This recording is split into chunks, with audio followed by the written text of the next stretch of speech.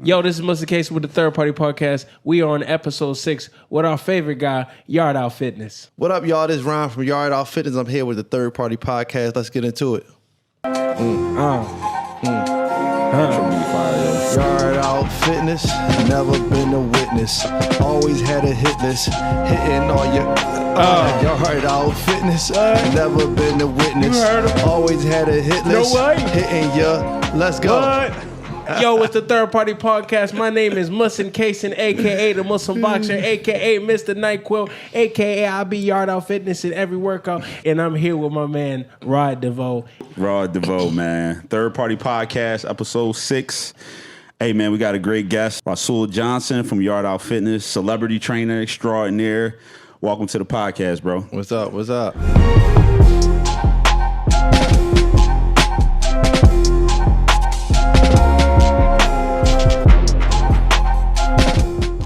Your bio don't look like most people's bio.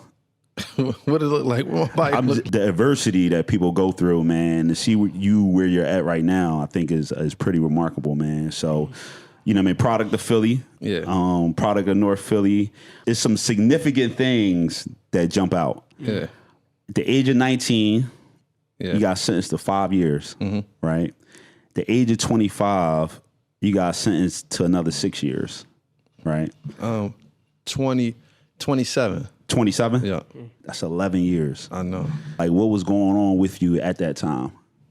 Which one, the first or the second one? What time we talking? Start with the first one. Oh, so the first one, just a lack of knowledge and like older people really guidance, lack of guidance, having a lot of homies who always influenced, you know, in the streets, everybody selling drugs. It's right there in your corners.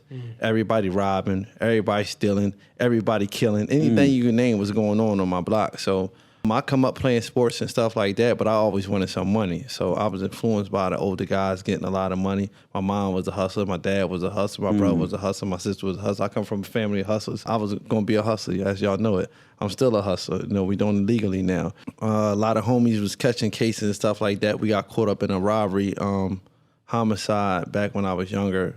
Just so happened my family, they helped me out. I had a little bit of $2 but my family helped me. My mom particularly put up a crib. Don't nobody even notice. My mom put a crib up. I got a lawyer, Brian McMonagle, came out in the case. I got 5 years. Me and a couple homies, we all got some time on it. I did 5 years. I came home. Once I came home, I was so young, and I worked out all day in prison. But once I came home, I was so young, and I felt like I could do more years. Like I didn't learn. Like I felt like you could do more years. Yeah. What you mean by that? When I left out the prison, I said, damn, I could do this again. You know what I'm saying? I was younger. Yeah. Right? Because, you know, that's how your mindset, that's how it be with most, that's why most people go back. Right. Because when you're younger, the years may just go by. Right. And you don't even notice it. You doing the time, once it's over, you're like, I'm still young. I went at 19, I'm 24. You still a baby. I'm still a baby. I'm still young. You know what I'm saying? So Yeah. it's still a lot I had to learn. So from there, I came home and I started getting a lot of money and selling a lot of drugs. Wow. And I got caught in a federal indictment. Wow. So that's when I got indicted by the feds, and I did another 6. When I got indicted, as soon as I got in that cell, that's when reality hit me, because now I'm older. I ain't 19. I'm 27. Right. And I got some money. So now I'm 27 with money. It hit different. Right. When you're 19, you ain't even got no money. Yeah, stuff when you're 27, right. It hit different. So when it hit me, I'm like, dang. And then, you know, when they did grab me, they talking all this time you could get by the guidelines and all that. So once I got grabbed, I said, yeah, Allah, if you give me a second chance, I'm never doing this again. Wow.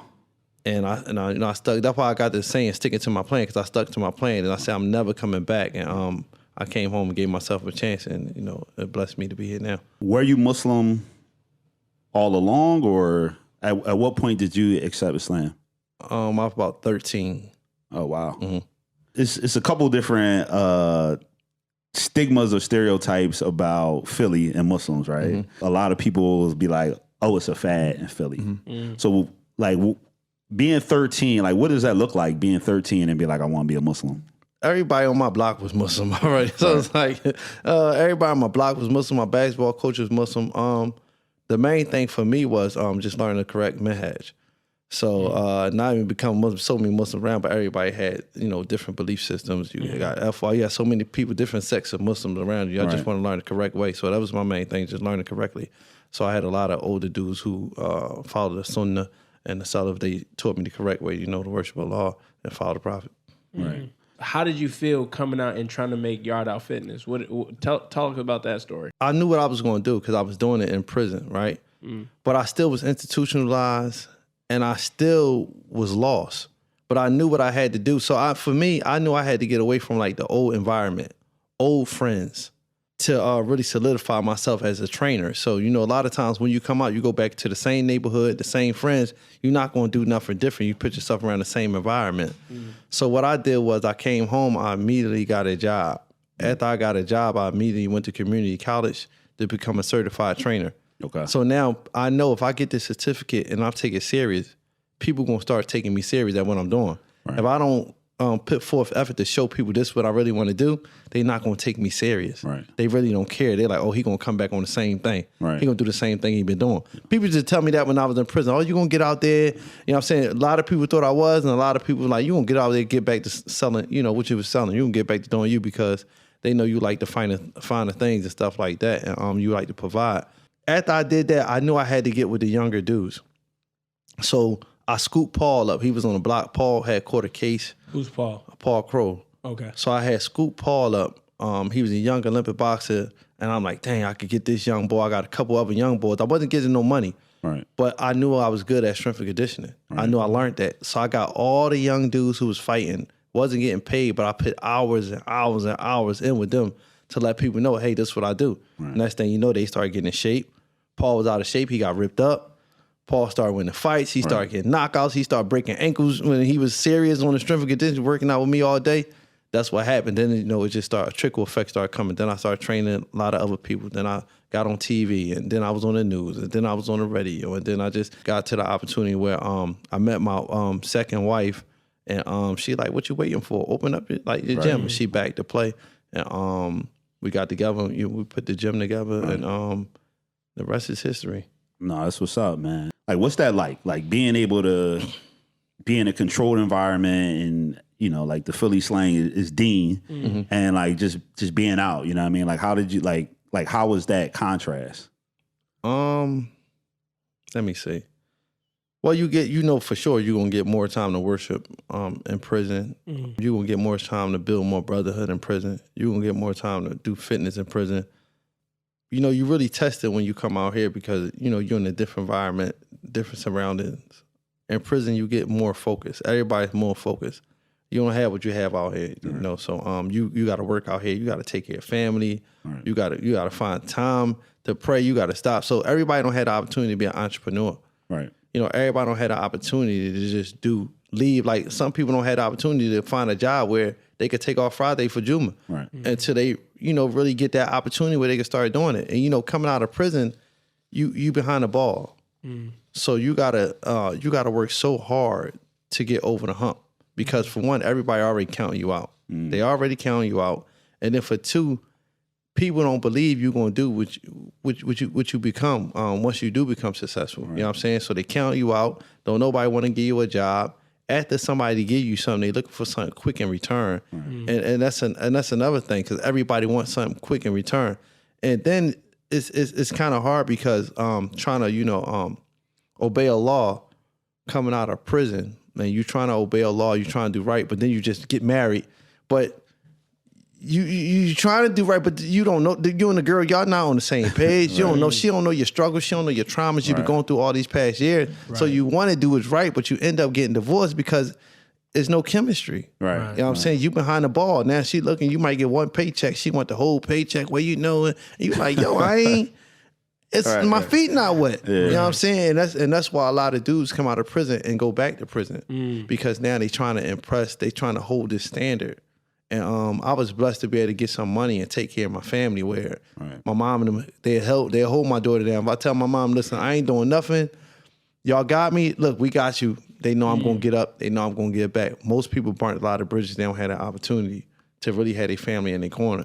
I had the opportunity to have my family in the corner. So that really helped me with my Islam on this side too, because now I could worship more and do these things and I had to worry about getting out, running around, and doing everything I need to do to get a couple dollars. Take us back to, like, you say your mom and your dad was hustlers. Were they together being hustlers, or did you have a broken home, or did you have 2-parent home and you just saw them hustling together?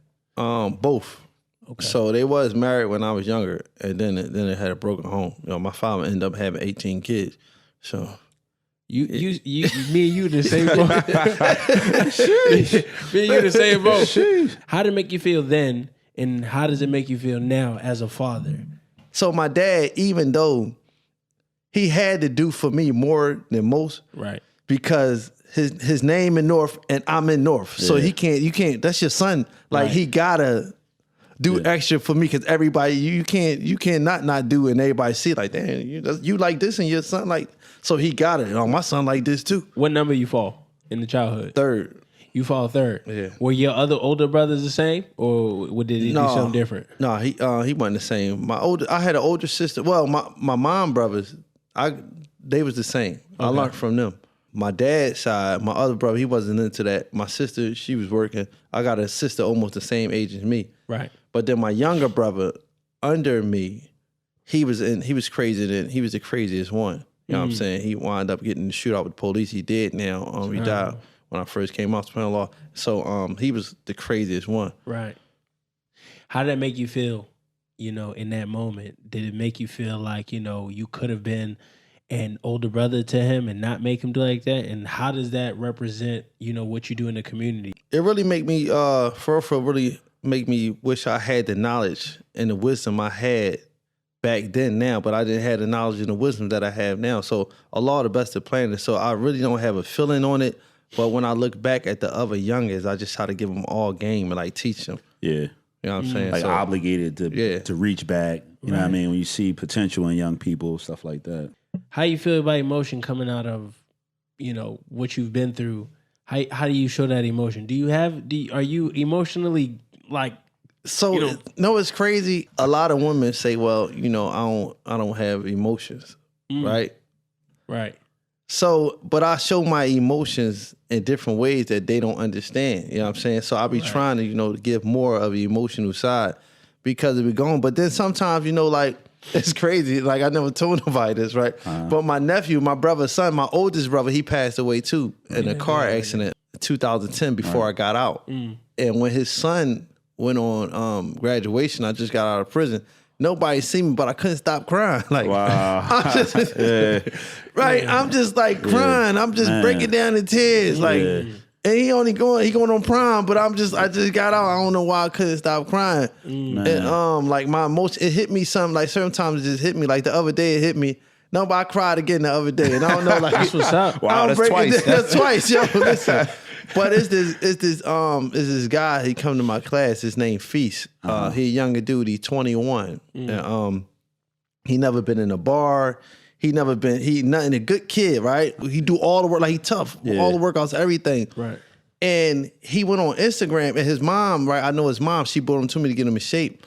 And his mom, he never talks. He never really talked to nobody. We call him the solid dude. He come put all the work and don't say nothing. But he went on Instagram and made a post, and he telling people like, yo, get in the gym, do what you could do, go at your own pace, the things I'll be saying.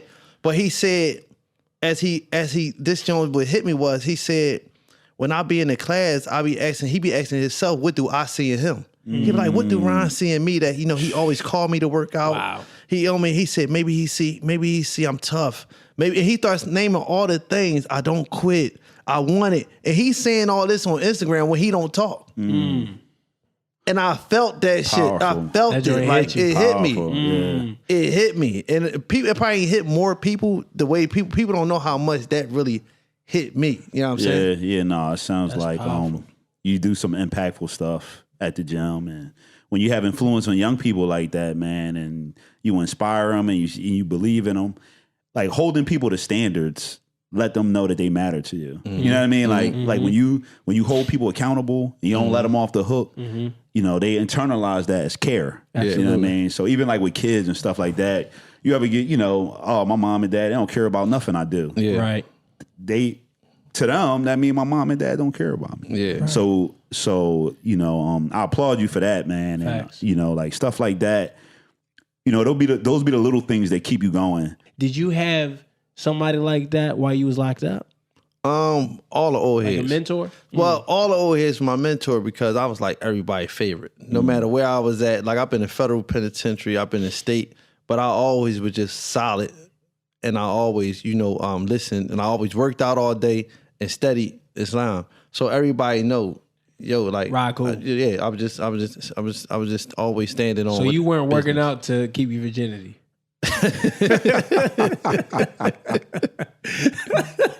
I'm saying you always working out for battle no matter what. You Right. always got to be prepared to battle. But I did federal and I did state. Right. So state and federal time is like two different times. So state is more like you your own man and you got your homies from around your way. Federal is more like gangs. So, and I was in a federal penitentiary, not like a low where y'all see people eating. No, we in like it's war. Everybody dying. So people getting stabbed up. I was in Hazleton, USP Hazleton. They called that just Murderville. You know what I'm saying? Everybody, I seen people get killed. But even with that, it's respect. So I was respected. When you go there, I was one of the dudes from Philly who like when they go there, you separate you. Like you in the Philly car, you in the Muslim, you with the Muslim. What are you? You got to be with what you are. You're blood, Right. whatever you is, you got to be with that set. You know what I'm saying? I was one of the dudes who, no matter where they was, Mexican, whatever, they respected me Right. all over. You know what I'm saying? Not because I was just tough guy, because I was just respectable. You know what I'm Right. saying? I had my own paper.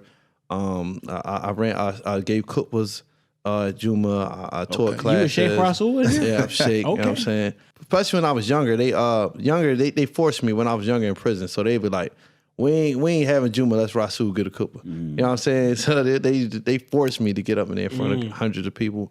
But it was good. But so I did worked out and studied all day, and that was it. So I was just respected. What would you say to people that glorify like the whole prison experience and just going to jail and like what would you say to young people that glorified it? Well, it's nothing to glorify.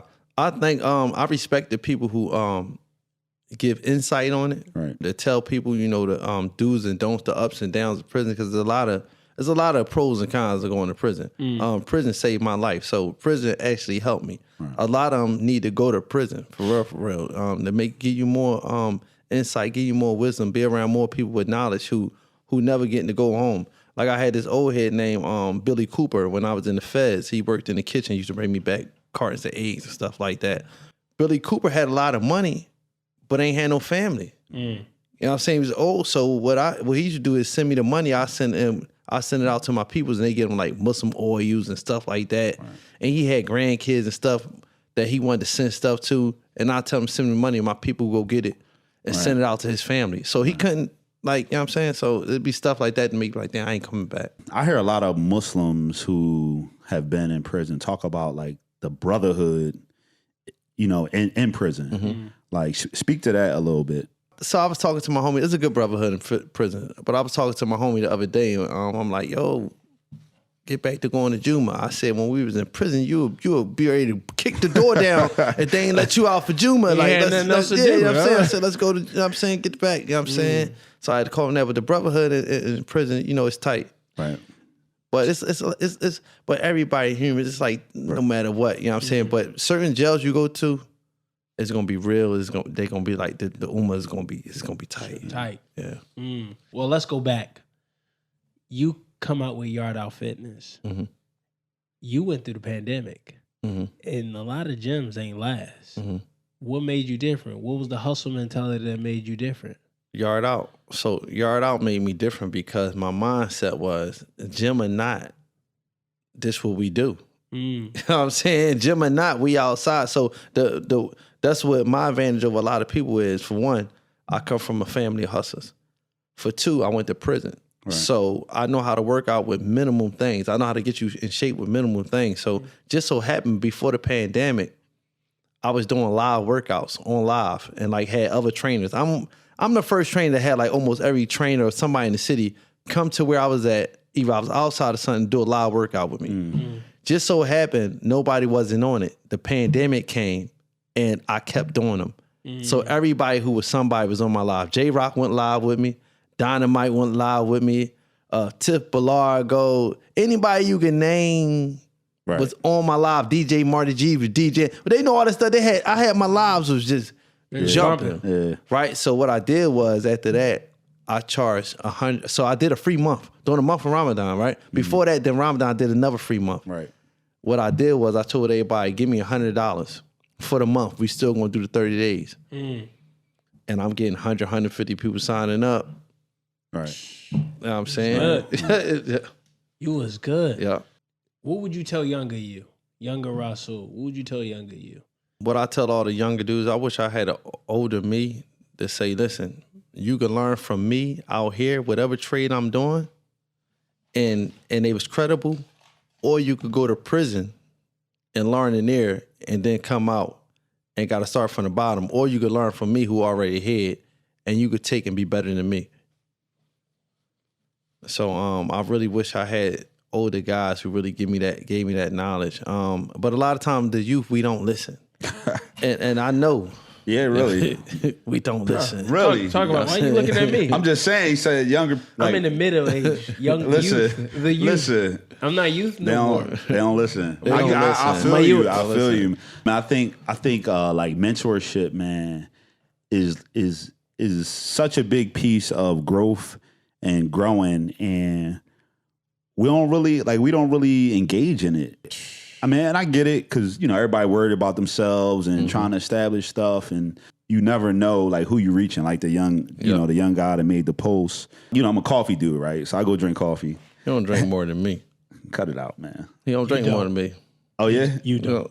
yeah. I'm telling you. I probably He just black. You don't drink. I'm telling you. I might not drink more than you. I don't drink more than him. Yeah, I'm getting coffee from these different coffee shops, so I'm running to the same guys. So it's a particular coffee shop I go to, and it's a group of black dudes there, right? I'm in my 40s, another dude in the 60s, another dude in the 70s, somebody like maybe in his 30s. So it's funny, I call it black man therapy, right? So so I go there, go get coffee, wound up talking for hours and hours and hours, right? One of the things that stood out to me is one of the guys in particular, he just was real vulnerable with what he was going through in life. And he would share, like I would be like, man, I got to deal with this. And he would share a story that he'd been through. And that joint was so impactful to me that I was like, man, I really need to make sure that when people come in my path, obviously, I'm from Philly, so I'm always looking at everybody like, what's this boy up to? But when sincere, genuine people, Allah put them in your path, like you connect in the right way, man. So, and it's so important, man. So, just that mentorship man, is big. But it's crazy because this is like one of the craziest stories. You just brought that up. I go into a restaurant right there on Manioc called the bus something. I go to a restaurant and there's a guy there. He from California, right? I don't know him from a can of paint. So I'm ready to go get something to eat. I sit down and say, Dan, hey, how you doing today? How are you? He's like, hey, man, he said, you can't be from Philly, man, because they don't just speak. You know what I'm saying? Right. Just so happened, just so happened, he's a celebrity. He runs their band. He the head of the band. He's a band. He said, Dan, I want to hook you up with such. Just because of that. Yeah. That kindness. Yeah. He wanted put me in there with the celebrity while they're in the city, and maybe you train them while you're in the city, just that easy. I'm from the same parts of Philly the same way you are, and it's like it's just a mentality you develop being from here, and I think sometimes we be in our own way. You know what I mean? Just being so, like just so close, not open to new, like not speak. You know what I mean? Like a boy like him. I be like, man, this boy so Joe dog. Like who is this boy? You know what I mean? I talk to everybody. Listen, we go out, man. This dude talks to. I'll be so mad sometimes. I'll be like, yo. So they be the ones who open so many doors. Like I was telling another fighter, I was like comparing like they interaction, they Instagram to his. And saying how, how he be, like, that's what get him into a lot of doors, you know what I'm saying? You turned into Yard Out Fitness, right? You are the celebrity fitness trainer. Everybody know who you are. I seen bus drivers beep horns at you while we in the gym.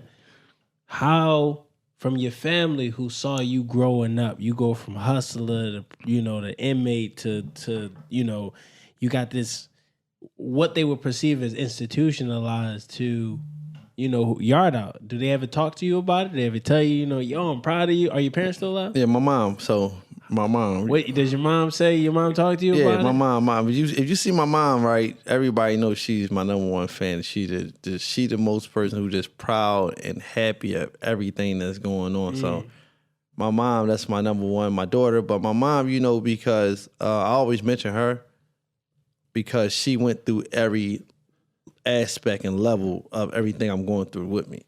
So from sports to prison.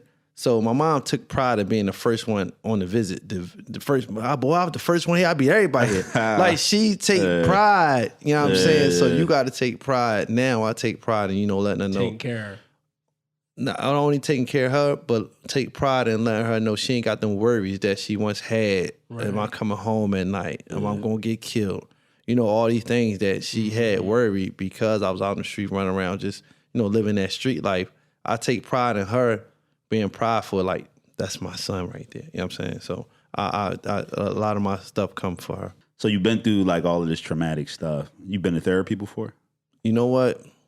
I just got a therapist. You there? What? Yeah. Okay. I just got a therapist. Any initial thoughts around it? Like, did you have a visit yet? Yeah, one visit. You scare him? No. You know what? I just talk regular, right? But a lot of my clients got therapy, but I'm their therapist. Right. But then we start having conversations back and forth, and I got a couple of clients that are therapists that, they're like, you should try, you know what I'm saying? And I'm like, dang, I should try it anyway, you know what I'm saying? Because there's a lot of traumas and stuff that I still got to deal with just within myself, just for I don't trust nobody.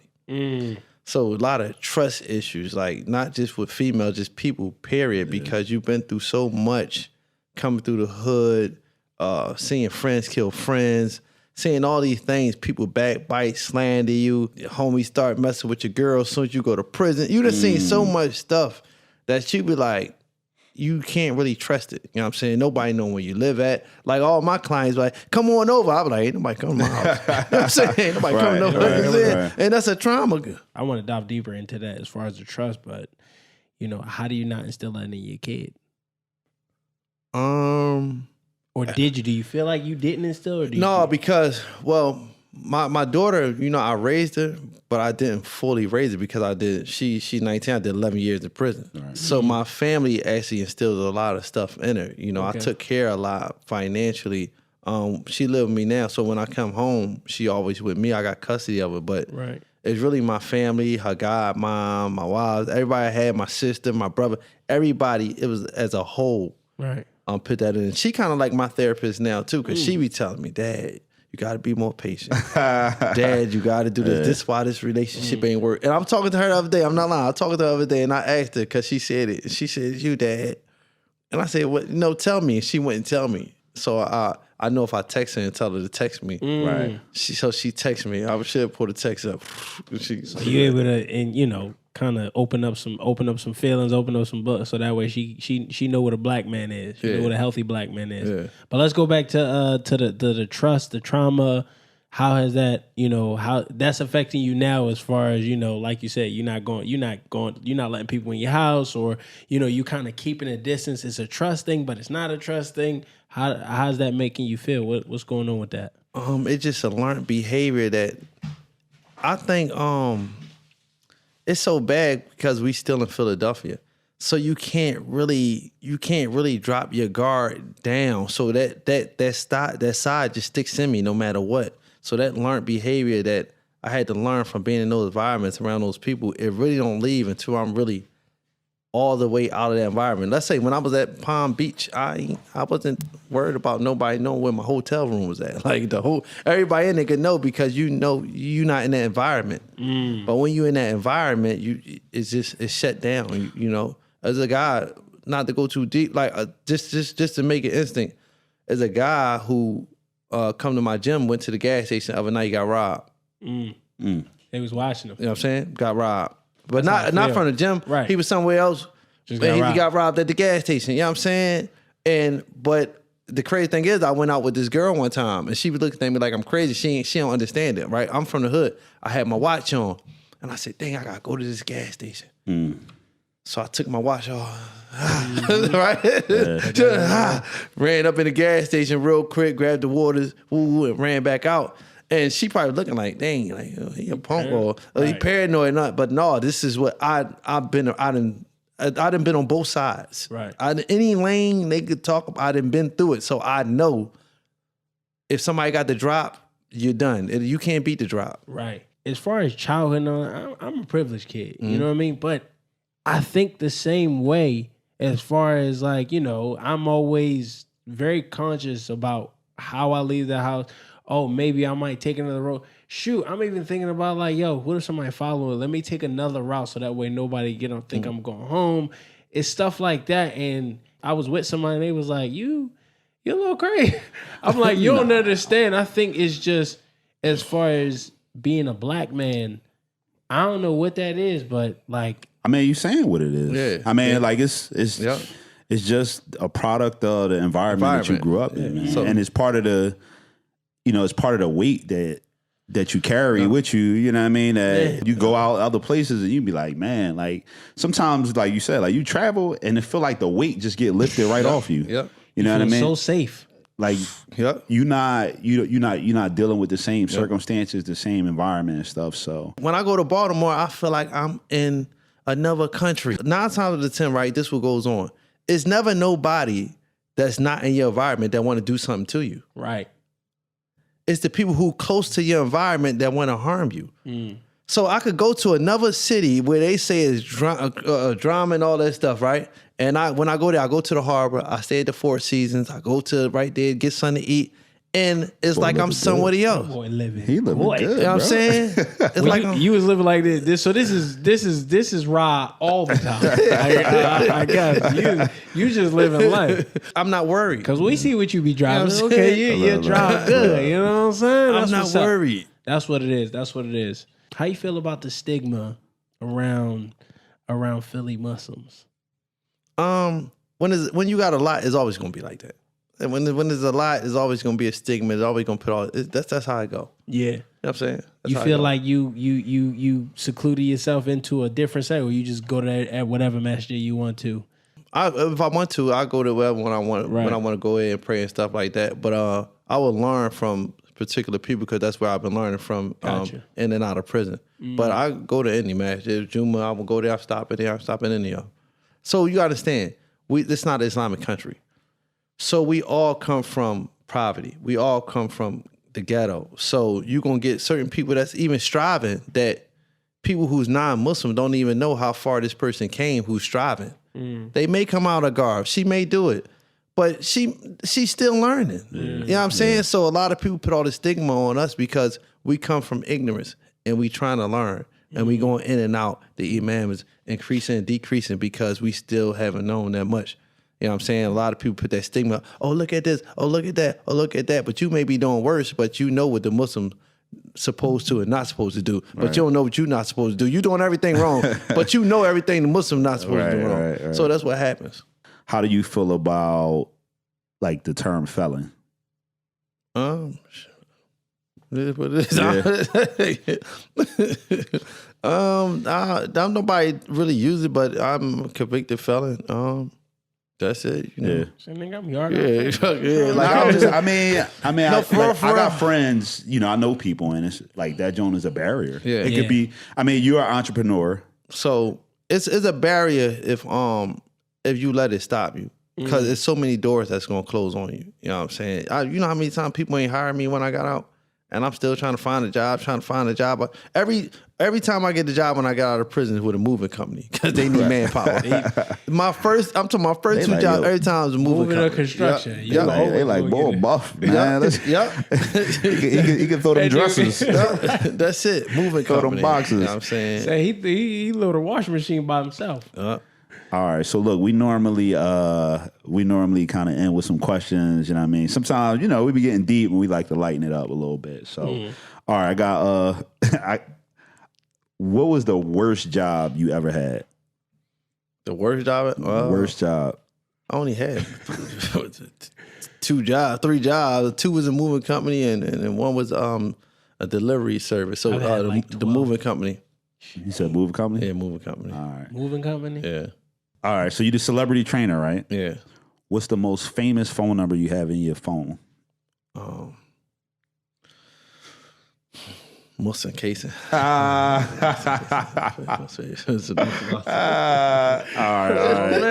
I feel like he like, man, I don't want to get these names out. I'm gonna go. I'm gonna go. Right. He Philly boy, man. He from Philly. Me wanting to do strength and conditioning for so long, I think I was really hyped up when I did J-Rock training camp because he was a world champion. He world champ. So that was like for me, guy, and I trained like other people more famous than him, but that meant a lot to me because I always I started out with boxers and I wanted to do strength and conditioning. Trained a and world I did a world man. champion on a high level. So that was like, you know what I'm saying? That's tough right there. You trained a world champ. All right. If you could pick any superpower to have, what would you pick? Any superpower? Any superpower.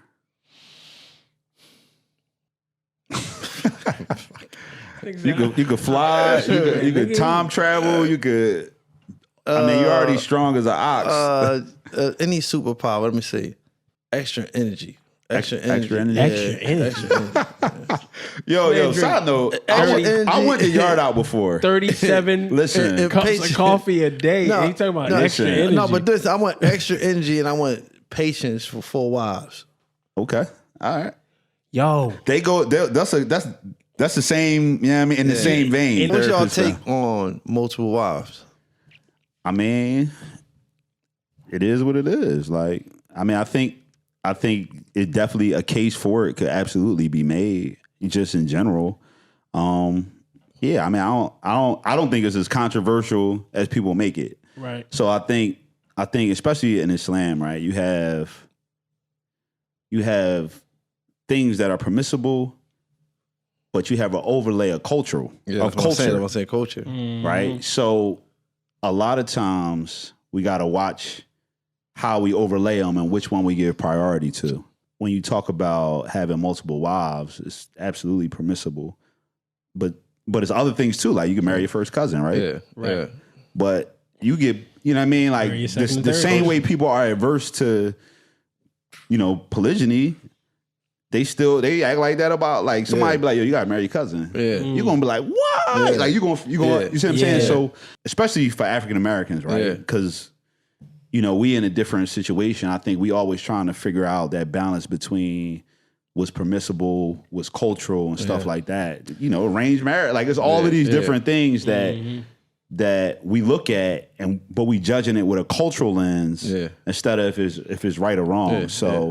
It determines what you incline to versus what you're not inclined to. Yeah. I'm gonna piggyback off of that. Like, yeah, I grew up in a polygamous, family. My dad always had 2 or 3 on deck. Just, you know what I'm saying? And my mom was the only one that stayed. But I mean, listen, man, his dad be so mad at this boy. Yo, my dad be so mad at this I'm boy. trying to tell you, my dad loved me and want to strangle me at the same time. I know he do. You know what it is for me, and even recently being divorced, I had thought about it. I'm like, man, like, it sounds like really nice. Theoretically, it's like, yo, I get 2 wives. As far as us being athletes, we all athletic. We got a lot of energy, a lot of libido, and everything. But then you come down on like, all right, after all the libido gone, you got to deal with some sisters who, like he said, culturally just ain't with it. And so, on top of finding the first one, you got to find the second one that's a lot that's able to culturally be with the first one and all of that stuff. It's a lot, especially being in America. I think you go overseas, it's good. That's their culture. They already know it. But here, it's different. You gotta find out. You gotta find. I'm not even gonna say the right ones. You gotta find the ones that are mentally ready for being in a polygamous relationship. Because it take 2, 3. It take 2 to tango, and then that goes with co-wives and all that. So. I'm taking this over. So why He say taking it over. why this brother contact me about training? Oh my Talk God! about it. Talk about it. Listen. Show up, do a couple sessions, and never show back. Why up. he called me? Why he called me after? Yo, listen. He said, yo. He said, I'm going to Rod Out. Listen. He said, I'm going to Yard Out. He was so excited when he first went. He like, yeah, I'm about to try the ball out, blah, blah, blah. Yo, he said, why? He was like, what? like, look. Why does he have so much energy? Why does he got to do all? He said, I ain't no professional athlete. I don't have to do this. So this is what happens with most people, right? They come with pride. Yeah, you know this is what I do. You know what I'm saying? I get down like this. Give me what you got. And then they don't show up no more. Listen. Cause that joint hurt. Bro. That joint ain't no joke, yo. And it's funny, right? Because I'm in there and he's telling somebody else exactly what I'm about to do. He like, yeah, man, you gotta, he was telling the dude, he said, look, just work at your pace because if you overdo it mentally, you're gonna be fried. You ain't coming back. I'm like, mentally, I'm fried. I ain't coming back. Listen, nah. Look. That joint was legit. You gotta see his eyes though when he tell you to do something. Listen. The boy don't play no games. He don't play no games. I ain't man. gonna lie though. My last 4 knockouts was from him. So shout out to Yard Out because my last 4 knockouts. I'm not boxing nobody. I'm not in nobody's ring. You know what I mean? You definitely gonna feel strong though. Listen, But all he had to do is come and be humble. Hey, brother. I didn't say nothing. No, he said, your face I said do it all all. this. I used to do this. Yeah, no, he was talking. No, he telling me all the stuff he It was do. the running part though, honestly, because I run. Yeah, that's what he did. So it wasn't it. He was like, take this 5-pound ball, go run to the Acme. I'm like, I run to the Acme all day. I ran. So I did that part. Hurt. It was the other stuff. It was the other stuff. Bro, we just said, listen, if you don't do pull-ups, you can't do pull-ups. Yo, one time I had to tell him, I said, he was telling me to do something. And I said, Rob, we're not in prison. Like, I said, no one has to be this strong. Like, no one. Like, no one has to be. I'm not fighting the juggernaut. I'm good. Like I'm going to fight a regular person, a regular human being. I got a strong personality. I got a strong mental, and he helped me get past a lot of that. Bro, one time I did the bike, yeah. the wind bike. Oh my! I couldn't move. I was just sitting on the ground for at least 10 minutes, just sitting there. I couldn't move. He was like, man, all right, I want you to do this super set of pull-ups. 10, 9, 8. I said, man, this boy, he must don't do the same thing. I said, he really don't know me. I said, I'm never coming bro. back. He be doing his thing, eat his like he make it all look easy too. He working out like 5 different people. He doing his thing. He come cut his eye at you. I be like, man, this boy. He said, you still ain't done.